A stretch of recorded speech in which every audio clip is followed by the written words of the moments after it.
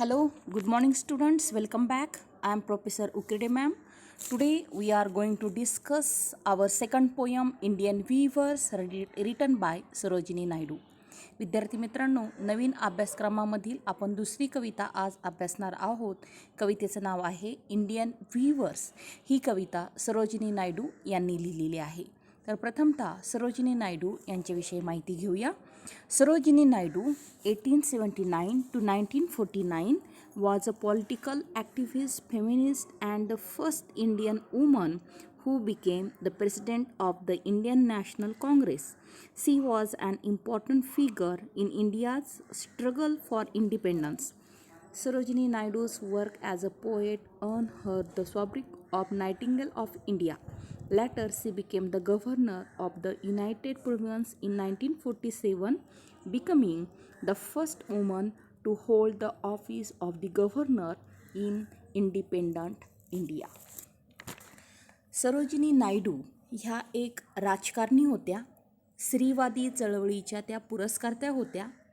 भारतीय राष्ट्रीय काँग्रेसच्या त्या पहिल्या महिला अध्यक्ष होत्या. भारतीय स्वातंत्र्य चळवळीत त्यांनी भागसुद्धा घेतला होता. त्या सुप्रसिद्ध कवयित्री होत्या व कवयित्री म्हणून त्यांनी जे कार्य केलं आहे, जे काम केलं आहे, त्या प्रित्यर्थ त्यांना भारतीय कोकिला ही उपाधी देण्यात आली. भारतीय कोकिला अर्थात नायटिंगल ऑफ इंडिया.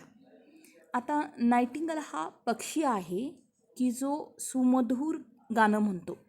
मग सरोजिनी नायडू या तर कवयित्री आहेत, मग त्यांना नायटिंगल का म्हटलं असेल? तर विद्यार्थी मित्रांनो, सरोजिनी नायडू यांच्या कवितेची जर तुम्ही रचना पाहिली तर आपल्या लक्षात येईल. सरोजिनी नायडू यांच्या कवितेतील शब्दांची तसेच वाक्यांची रचना खूप सुंदर असते. त्यांच्या कवितेतून आपल्याला आपोआप सूर, ताल, लय येतो. त्यांच्या कवितेत एक प्रकारचा गोडवा असतो व विशेष बाब म्हणजे बऱ्याच जणांना त्यांच्या कविता व्यवस्थितपणे गाता येतात आणि म्हणून त्यांना नायटिंगल ऑफ इंडिया म्हटलं जातं. त्याच्यानंतर सरोजिनी नायडू या राज्यपाल झाल्या. Indian weavers is a short poem where the poet talks about three types of garment that the weavers weave at three particular times of a day.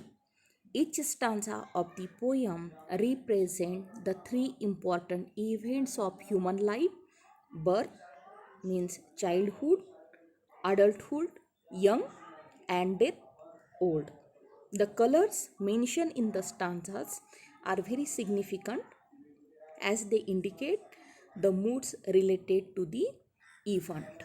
विद्यार्थी मित्रांनो, आपल्याला ॲप्रिसिएशन ऑफ दी पोयम अर्थात कवितेचं रसग्रहण करा असा प्रश्न परीक्षेमध्ये विचारला जातो, जो 4 मार्कासाठी असतो आणि त्यामध्ये हा अतिशय महत्त्वाचा पॉईंट आहे.